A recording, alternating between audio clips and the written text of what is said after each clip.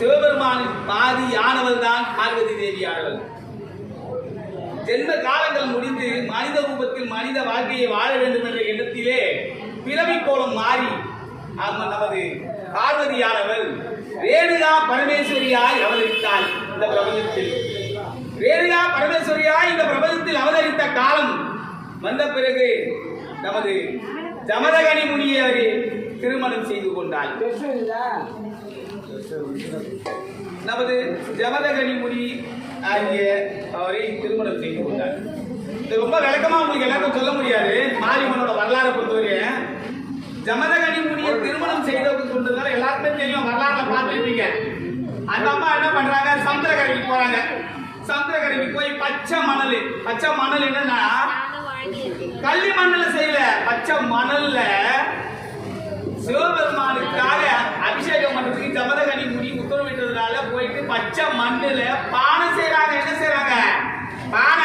பானை பச்சை மணல்ல யாராலையும் செய்ய முடியாது. ஆனா பரிபக்தி கொண்ட ரேணுகா பரமேஸ்வரி பச்சை மணல்ல அந்த பானையை செய்யும் போது நித்தியமே அந்த பானை வந்துடும். அந்த பச்சை மணல்ல பானையை கொண்டு வந்து அந்த சமுத்திரத்துல நீர் எடுத்து வந்து அந்த ஜமதகனி முனி கிட்ட அவரோட பதியான ஜமதகனி முனி கிட்ட கொடுத்து நித்திய சிவபெருமானுக்கு அபிஷேகம் பண்ணிட்டு இருந்தாங்க. அப்படி அபிஷேகம் பண்ணி கொண்டிருந்த காலகட்டத்தில் ஒரு நாள் நம்ம சமுத்திரக்கரைக்கு போறாங்க. யாரு? ரேணுகா பரமேஸ்வரி சமுத்திரக்கரைக்கு போறாங்க. போயிட்டு பச்சை மண்ணை எடுத்து திருப்பி அந்த பானையை செய்யணும்னு சொல்லிட்டு போறாங்க இல்லையா? செய்ய போகும்போது என்ன ஆகுது? பானை வரல. ஏன் வரல பானை அப்படின்னு யோசிக்கும் போது அந்த அம்மாவுக்கு தெரியல. ஆதாயத்திலிருந்து வந்த கருடனோட நிழல் பட்டதுனால, அது இந்திர மன்மதன் சொல்றாங்க, ஒரு வரலாறுல கிடையாது. ஆனா அது கருடனோட நிழல் தான். கருடனோட நிழல் அந்த மணல்ல படும்போது என்ன இந்த நிழலே இந்த மாதிரி ஒரு அழகா இருக்குது அப்படின்னு சொல்லிட்டு அந்த அம்மாவோட மனசு சஞ்சலப்பட்டுதான். அப்படின்னு யார் சொல்றது? ஜமதகனி முனி சொல்ல. மனசு சஞ்சலப்பட்டதுனால பதிபக்தி கலந்து போச்சு. அதனால வந்து நம்ம என்ன வரல, பானை வராத பட்சத்துல அந்த அம்மாவில் தண்ணியும் எடுக்க முடியல. தண்ணி எடுத்துட்டு போயிட்டு எங்க போக முடியல? சிவபெருமானோட பூஜைக்கு ஜமதகனி கொடுக்க முடியாதனால ஐயோ அவங்க இவங்க ஜமதகனி ஓடுறாங்க. அந்த அம்மா ஓடி போயிட்டு எனக்கு பானை வரல, தண்ணி எடுக்கல, ஐயா என்ன என்ன தெரியல மன்னிச்சுன்னு சொல்லி கேட்கும்போது அந்த ஆளுக்கு கோபம் வந்தது. என்ன ஆளுக்கு? ஏற்கனவே அந்த ஆளுக்கு கோப தேவதைன்னு ஒரு தேவதை தான் ஆத்மாவை சுமந்து இருக்குது ஜமதகனி. அவருக்கு வரவே கோபம் தான். அதனால அவர் வந்து இந்த மாதிரி சொன்ன உடனே தண்ணி வராத போயிடுச்சு.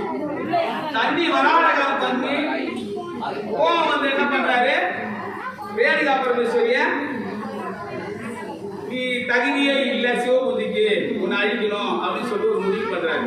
அதனால ரேணுகா பரமேஸ்வரிக்கும் ஜமதகனி முனிக்கும் பிறந்த 4 பிள்ளைகள் மொத்தம். அதுல 4 பிள்ளைகள்ல அரிதத்தம்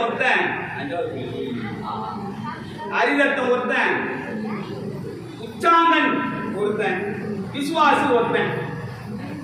இன்னொரு ஆள் யாரு? அனுமான், தனுமான், விசுவாசு, பரசுராம். அவங்க 5 பேர்ல நான் 4 பேரை கூப்பிட்டு தலையை வெட்டால் சொல்றாரு. யார் தலைய? அம்மா தலைய. ஏன்னா அம்மாவோட பதி போயிடுச்சு, பானை வரோட பதி போயிடுச்சு. பதினா என்ன? புருஷ மலகிற பட்டு போயிடுச்சு. புருஷ மலகிற பட்டு போயிடுச்சேன்னு சொல்றதுனால தலையை வெட்டுறான்ட்டாரு. அதனால பானை வராத, தண்ணி வராத, சிவ பூஜை பண்ண முடியல, வெட்டுறா தலையன்றாரு. அப்ப இந்த 4 பிள்ளைங்க என்ன பண்றாரு? தலையை வெட்ட மாட்டேன். அம்மா தாய் பெற்று வெட்ட மாட்டேன் அப்படின்னு சொல்லிட்டு 4 பேரும் சொல்லிடுறாங்க. வெட்டாம போயிட்டு இவனுக்கு 4 பேருமே சாம்பலாகிறாங்க. ஜமதகனி அவங்க அப்பா அவனை ஜமதகனி முனிக்கு கோவம் வந்து சுட்டு அடிச்சு சாம்பலாக்கிறாரு. பிறகு பரசுராமனை கூப்பிடுறாரு. ராமான்னு கூப்பிட்டவனும் ஓடியாராம் பரசுராமன். யாரு? 5வது பிள்ளை, இளைய மகன் ரேணுகா பரமேஸ்வரி பிள்ளை. வந்த உடனே ராமா உங்க அம்மா தலையை வெட்டுதான்னு கேட்கிறாரு. இவன் பாரு அப்பன் சொல்லிட்டானே, அம்மா பெத்த தாய் தானே, கேட்கவே இல்லை. ஏமா அம்மா தலையை வெட்ட சொல்றேன்னு கேட்காம அதான் சரி வெட்டுறேம்மா, 2 வரம் கொடுன்னு கேட்கறான். என்னன்னு 2 வரம் கொடு. சரி ரைட்டு, நான் வந்து வாங்கிக்கிறேன். என்னடா வரம் வேணும்னு அப்பன் கேட்கறான். நான் வந்து வாங்கிக்கிறேன் வரத்தை அப்படின்னு சொல்றான்.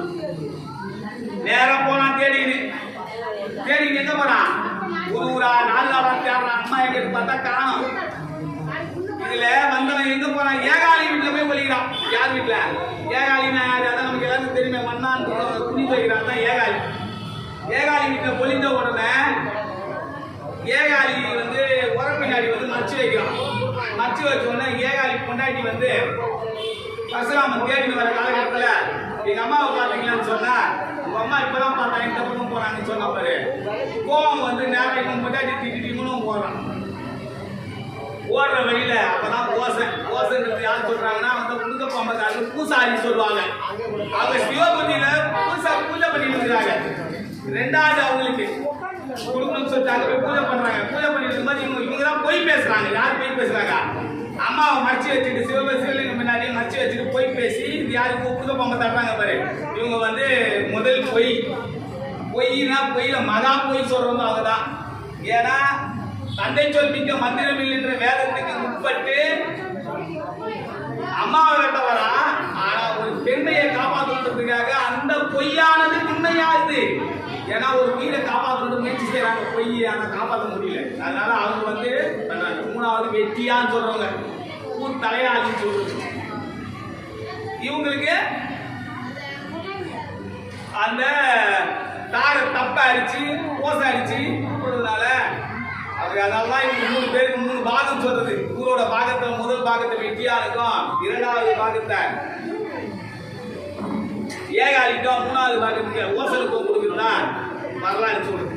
சரி, அந்த கதை அப்படியே இருக்கட்டும்.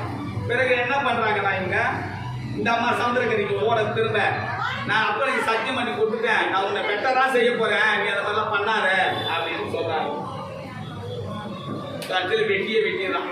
வெட்டின பிறகுதான் அதனால சொல்றான், நீ மனம் மாறியதுனாலே குணம் மாறி, மனம் மாறி குணம் மாறி மகமாரியே முண்டம் மாறியேன்னு சொல்லுது. அதனால மனம் மாறி குணம் மாறி மகமாயி முண்டமாரியன்னு சொல்லி அந்த மரத்தை கொடுத்தாதான் வருவான். வருஷத்துக்கு போவாரு. ஏழைகளாக இருக்கிற ஏரியாவில் தான் மக்களுக்கு அனுகிரகம் பண்ணுறதுக்காக இந்த ஆடி மாதம் உஷ்ணத்தெல்லாம் தணிக்கிறதுக்கு சிறப்பு வாய்ந்த காலமாக வந்திருக்காங்க.